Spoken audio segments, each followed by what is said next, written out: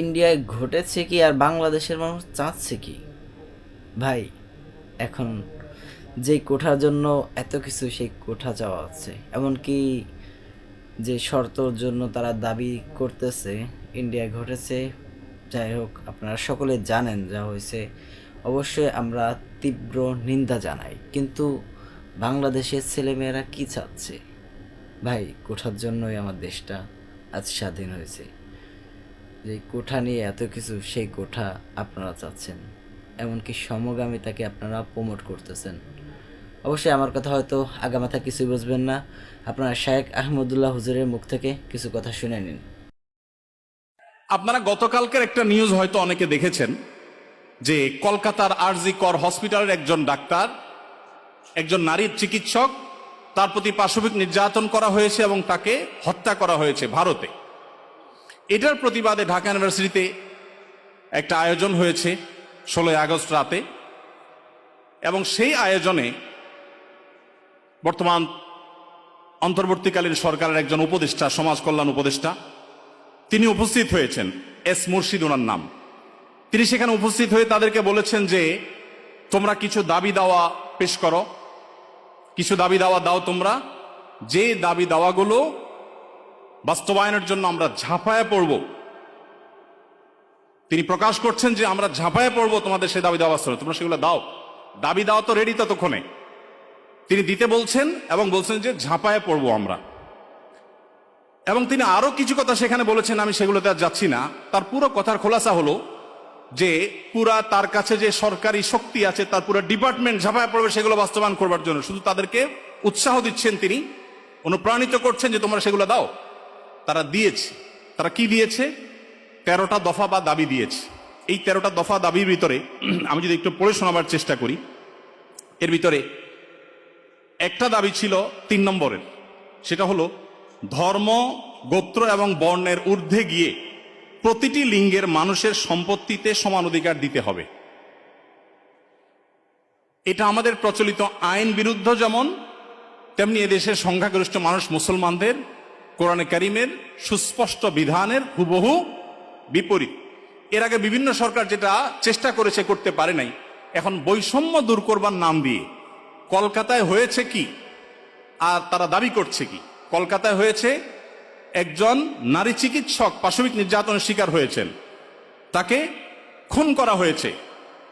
পৃথিবীতে মুসলমানরা নারীদের অধিকার নিয়ে যখন কথা বলেছে, তখন আজকালকার নারীবাদীদের জন্ম হয় নাই। মুহাম্মদ সাল্লাল্লাহু আলাইহি সাল্লাম যখন নারী অধিকার নিয়ে কথা বলেছেন, তখন এই নারীবাদীদের 14 গোষ্ঠীর কারোর জন্ম হয় নাই।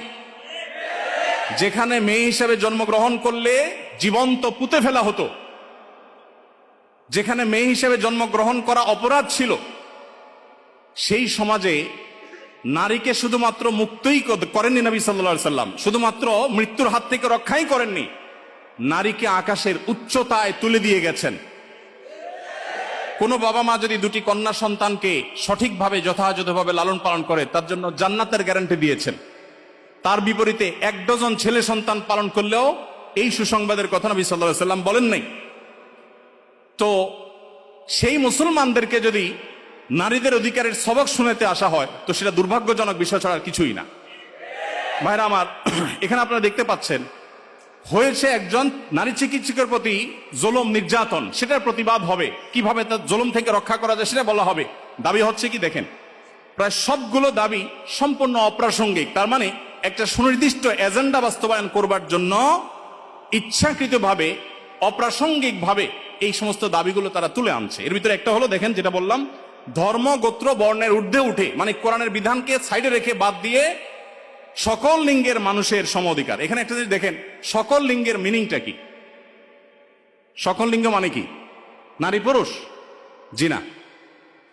মূলত সমকামিতার কথা সরাসরি না বলে এই যে সকল লিঙ্গ, তারপরে যে আপনার জেন্ডার ডাইভার্সিটি, জেন্ডার বৈচিত্র্য, লিঙ্গ বৈচিত্র্য, এগুলো সবগুলোর মিনিং হলো যে এখানে তারা সমকামিতাকেও একটা লিঙ্গ হিসাবে, সমকামীদেরকে একটা লিঙ্গ হিসাবে, ট্রান্সজেন্ডারদেরকে একটা লিঙ্গ হিসাবে এখানে প্রবেশ করাচ্ছে, সরাসরি বলছে না। তো যাই হোক, এখানে কোরআন কারীমের আয়াতের বিধান থেকে আমাদেরকে, সারা দেশের মানুষকে সরে আসার জন্য আহ্বান করছেন। এই দেশে ছাত্ররা বৈষম্য বিরোধী কোটা বিরোধী আন্দোলন করেছে কি কোরআনে কারীমকে পরিবর্তন করবার জন্য? কোরআনের বিধানকে উল্টাবার জন্য মুসলমানরা রক্ত দিয়েছে? কিন্তু তারা তো সে দাবি করছে। আমাদের ছাত্রদের, আমাদের মুসলমানদের রক্তকে তারা কিসের বিনিময়ে বিক্রি করছে দেখেন। দ্বিতীয় দাবি দেখেন, ইউনিফর্ম ফ্যামিলি কোড চালু এবং তার বাস্তবায়ন করতে হবে। এটার সহজ কথা হলো যে মুসলিম পারিবারিক আইন যেটা আছে এটা তুলে দিতে হবে এবং এবং তারা যে সমাজ চায় সেই সমাজ সোজা কথা বাস্তবায়ন করতে হবে, যেটা এদেশের সংখ্যাগরিষ্ঠ মানুষের চিন্তা, দর্শন, মূল্যবোধের পরিপন্থী। 4 নম্বর এটা। 5 নম্বর দফা হলো এখানে সন্তানের অভিভাবকত্বের আইন পরিবর্তন করতে হবে। নারীকে সন্তানের অভিভাবকত্ব দিতে হবে। কোরআন পুরুষকে, বাবাকে অভিভাবকত্বের দায়িত্ব দিয়েছে এবং সেটা আমাদের সমাজে প্রতিষ্ঠিত। এটা আমাদের সমাজের সংস্কৃতি, এটা এদেশের মানুষের আবহমান কাল থেকে আসা সংস্কৃতি।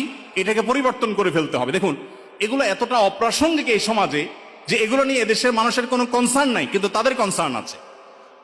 এরপরে দেখেন 5 নম্বর হলো সন্তানের অভিভাবকত্বের আইন পরিবর্তন। 7 নম্বর হলো নারী, আদিবাসী, প্রতিবন্ধী এবং ভিন্ন লৈঙ্গিক পরিচয়ের মানুষকে, দেখেন নারী আসছে, আদিবাসী আসছে, প্রতিবন্ধী আসছে, এরপরে আবার নারীর পরে আবার ভিন্ন লৈঙ্গিক পরিচয়ের মানুষ বলতে কি বোঝানো হয়? মহিলা ছাড়া ভিন্ন লিঙ্গ এর পরিচয় দেয় যারা, তারা কারা? ট্রান্সজেন্ডার। আরো সহজ করে বলতে গেলে সমকামী। কারণ একজন পুরুষ যখন নিজেকে নারী ঘোষণা করে তখন তিনি আরেকটা পুরুষের সাথে বিয়ে বসে, কারণ তিনি ঘোষণা করছেন নিজেকে নারী, এখন একটা পুরুষের সাথে বিয়ে বসেন। যখন একটা ছেলেকে বিয়ে করেন তিনি, তখন আগে থেকেই তো তিনি পুরুষ, এখন একটা ছেলেকে বিয়ে করলেন, তাহলে সমান সমান কি দাঁড়ালো? সমকামী। তো এই সমকামিতা এদেশে মানুষকে গিলানো সহজ হবে না, সেজন্য এই সমস্ত শব্দের মায়ের পেশ তারা দিচ্ছে। আপনি দেখেন প্রতিটা দফায় হয়েছে কলকাতায় কি আর তারা দাবি করছে কি। তো এই যে ব্যাপারটা দেখেন, এখানে তারা বলছে যে নারী, আদিবাসী, প্রতিবন্ধী এবং ভিন্ন লৈঙ্গিক পরিচয়ের মানুষদের প্রতিনিধিত্বের জন্য যৌক্তিক অনুপাতে কোটা বরাদ্দ দিতে হবে। যে কোটা বিলুপ্তির জন্য এত কিছু, সেই ছাত্রদের করা সরকারের উপদেষ্টা এখন কোটা চাচ্ছেন সমকামীদের জন্য। বলেন, এই মানুষগুলো যারা শারীরিকভাবে সুস্থ সবল, তারা নিজের মেধায় তো লড়তে পারেন, কিন্তু এখানে নারীদের জন্য শুধু কোটা চাচ্ছেন তিনি তা না, তিনি ভিন্ন লৈঙ্গিক পরিচয় ধারণকারী মানুষদের অর্থাৎ সমকামীদের জন্য তিনি কোটা চাচ্ছেন। সমকামীদের শুধু বৈধতা দেওয়ার কথা বলছেন না, তাদের জন্য কোটা রাখার দাবি করা হচ্ছে। আচ্ছা দেখেন, এরপরে আমরা দেখতে পাচ্ছি যে 8 নম্বর যে দাবি, সে দাবিতে লেখা আছে যে বলা হয়েছে যে 1860 সালের গর্ভপাতের আইন বাতিল করতে হবে। নারীকে গর্ভপাতের পরিপূর্ণ স্বাধীনতা দিতে হবে। মানে জেনা ব্যভিচার হবে, অসামাজিক কার্যকলাপ হবে, মনে চাইলে গর্ভপাত করবে, এই বিষয়গুলো ইজি করে ফেলতে হবে, সোজা কথা। তো গর্ভপাতের মাধ্যমে যে ভ্রূণ হত্যা করা হয়, এটা কি হত্যা না? হত্যা না? তো মানবতার ধ্বজাধারীরা দাবি করছেন কিসের? যে একটা মানব ভ্রূণ হত্যা করার অনুমতি দিতে হবে, স্বাধীনতা দিতে হবে। এ দাবি করছেন কারা? মানবতার সবক দেয় যারা আমাদেরকে সকাল বিকাল, তারা। ভাইরা আমার, এরপর আপনি দেখেন কলকাতায় ঘটেছে কি, একজন নারী চিকিৎসকের উপরে জুলুম হয়েছে, আর তারা চাচ্ছে কি যে কোনো নারী যে কোনো জায়গায় গর্ভপাত করতে পারবে, পারমিশন চাচ্ছে। তার মানে যত রকমের অবৈধ সম্পর্ক আছে, জেনা ব্যভিচার আছে, এগুলো করে যাতে কারো টেনশন করতে না হয়, সে রাস্তা যাতে সুগম হয়, সেটা তারা চাচ্ছে। কলকাতা হয়েছে কি আর তারা দাবি করছে কি? আচ্ছা, এরপরে দেখেন 9 নম্বর দাবি করেছে তারা, নারী এবং লৈঙ্গিক বৈচিত্র্যের মানুষের জন্য সমান কর্মসংস্থানের সুযোগ দিতে হবে এবং নিরাপদ কর্মসংস্থানের নিশ্চয়তা দিতে হবে। তার মানে নারী এবং লৈঙ্গিক বৈচিত্র্যের মানুষদের কথা বলা হচ্ছে এখানে। পুরুষ তো আছেই, মহিলা পুরুষের বাদে আবার বিভিন্ন লৈঙ্গিক পরিচয়ের ধারণকারী মানুষদের জন্য কর্মসংস্থানে বিশেষভাবে তাদের জন্য সুযোগ দিতে হবে, পরিবেশ করতে হবে। তার মানে কি নারী পুরুষ ছাড়া কি আছে? ট্রান্সজেন্ডার বা সমকামী। যদি আপনি বলেন না আমি এখানে তৃতীয় লিঙ্গ বুঝেছি, তাহলে তৃতীয় লিঙ্গ বলতে আপনার সমস্যা কি? লৈঙ্গিক বৈচিত্র্য শব্দ বলতে কতগুলো অক্ষর ব্যবহার করতে হয়েছে, উচ্চারণ করাও তো একটু কঠিন। আপনি তৃতীয় লিঙ্গে বলতে সমস্যা কোথায়? হিজড়া বলতে যদি আপনি না চান, না বললেন। তৃতীয় লিঙ্গ তো আমাদের দেশের স্বীকৃত ভাষা, সংবিধানের ভাষা, তাহলে সেটা ব্যবহার করতে অসুবিধা কোথায়? তার মানে এটা তাদের উদ্দেশ্য না। আমি তো দায়িত্ব নিয়ে বলতে পারি এটা তাদের উদ্দেশ্য। তাদের উদ্দেশ্য হলো সমকামী বা ট্রান্সজেন্ডারদেরকে তারা সমাজে প্রতিষ্ঠা করবার অপচেষ্টায় লিপ্ত। ভাইরা আমার, এখনো দেশের কিছুই ঠিক হয় নাই, কত জটিল অবস্থা। এখনো পুলিশ ভালো করে তাদের কাজে যোগদান করতে পারেনি, এখনো স্থবিরতা আছে, স্টাবল হচ্ছে না। সবাই সর্বাত্মক সহায়তা করছে, আমরা সবাই সহায়তা করছি।